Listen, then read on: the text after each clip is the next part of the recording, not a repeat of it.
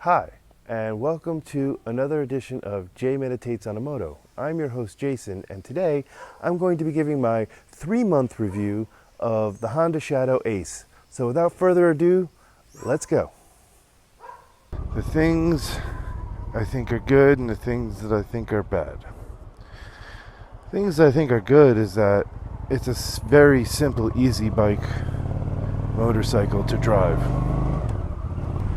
It's not that it has so much power that it's just gonna fly off the handle and get you out of control and put you in trouble, but it definitely has enough power to not just drive me, but drive me and my fiance. And we're not small people, we're over 400 pounds, so the motorcycle can really do its job. It really can.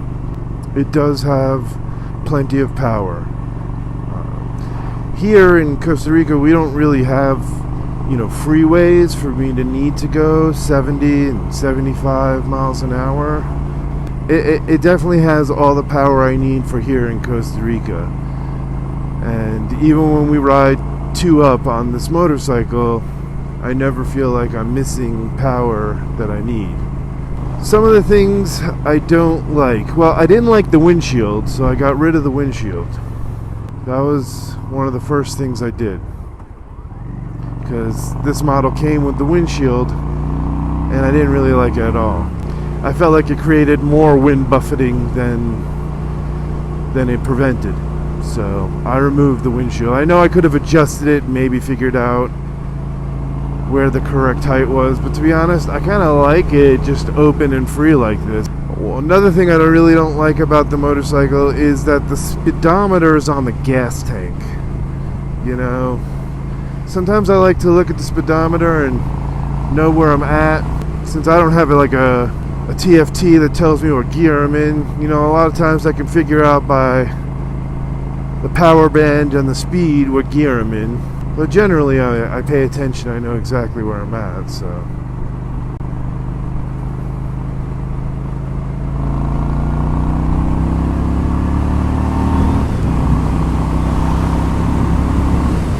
Plenty of power. You can see the motorcycle has plenty of power. I don't have any problems. And it's a ton of fun. One of the things I do like is how comfortable it is.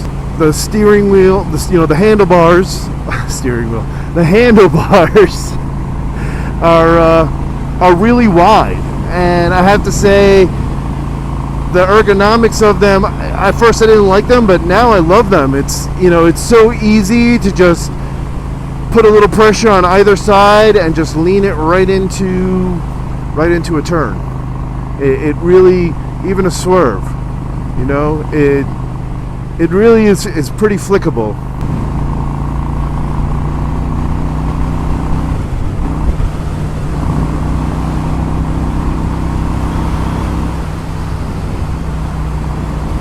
And you see, I was just doing 80 miles an hour or 130 kilometers, and it definitely had more to give. So, and it corners really well. I can't say that it doesn't corner well. It really corners well.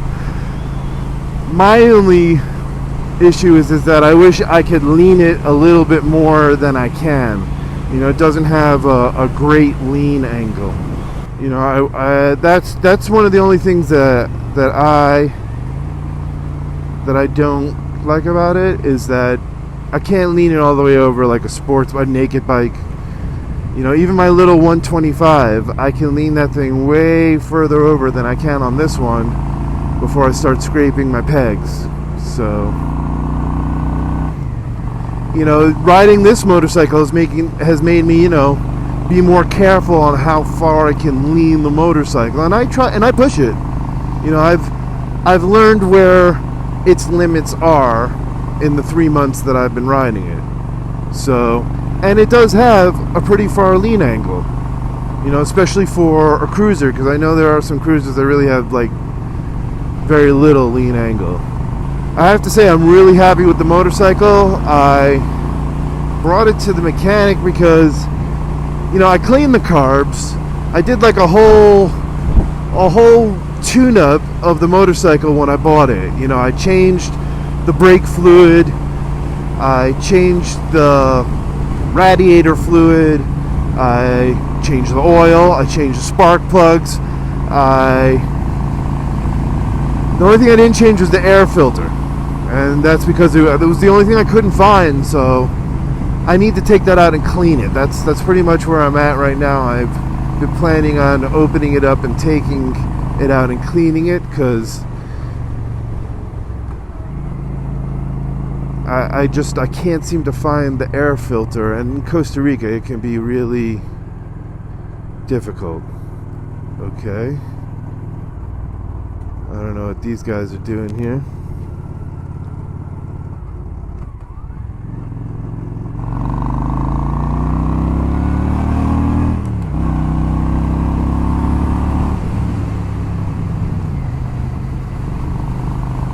Yeah, the bike definitely has a lot of power. So I brought it to the mechanic because it was still doing all this popping and cracking, so he made some adjustments. And after he made those adjustments, and I adjusted the idle for a little bit to get to where I wanted the idle to be, it was still having some really serious backfires. So I brought it back to the mechanic, and he tightened the muffler up. And now the motorcycle is like a dream. No backfires, and it has so much more power. It's pretty incredible. I really can't complain about this motorcycle. You know, I felt like maybe it was something, but no. Now, this thing is great. You know, I put new tires on it. I really did kind of the full maintenance kind of on it, because I felt like that was important, since, you know, I had no idea what that other person did. I didn't do the brake pads, and I should have, but because now I can't really find them, and I guess I should have bought them when I was in the United States, but I didn't think about it. You know, it was a really stressful time. That was exactly when I was there. That was when they were starting to shut down the borders here in Costa Rica, and I was in the United States. I'd only been there for like 4 or 5 days. I was supposed to be there for a couple of weeks. The coronavirus had like a whole other idea for me. Motorcycle definitely corners well, and it definitely has a lot of power. You know, I wouldn't say that you would be underpowered. You know, I've read some things that people say that they can't get the motorcycle up to certain speeds on the freeway, but I don't really have a road here to really test that on. I mean, I do, but I don't really drive on it. It's not here. I'd have to go for a little bit of a ride, and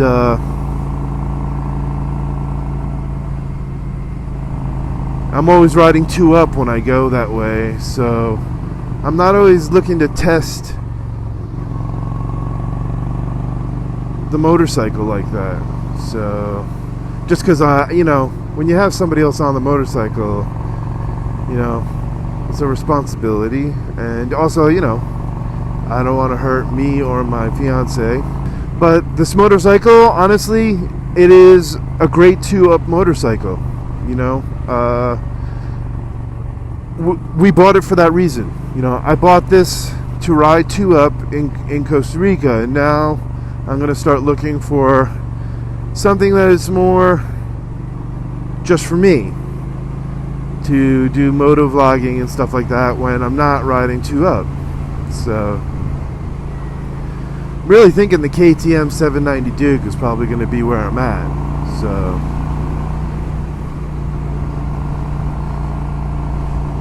it would be really cool. I did really like the motorcycle, but I am going to try out a few others. So back to the review of this one. Definitely has enough power, you know. And I'll be honest, as a 20-year-old motorcycle, or 20 plus, 22-year-old motorcycle, it really has a lot of meat to it. You know, I can't say that I'm too worried about not having enough power. So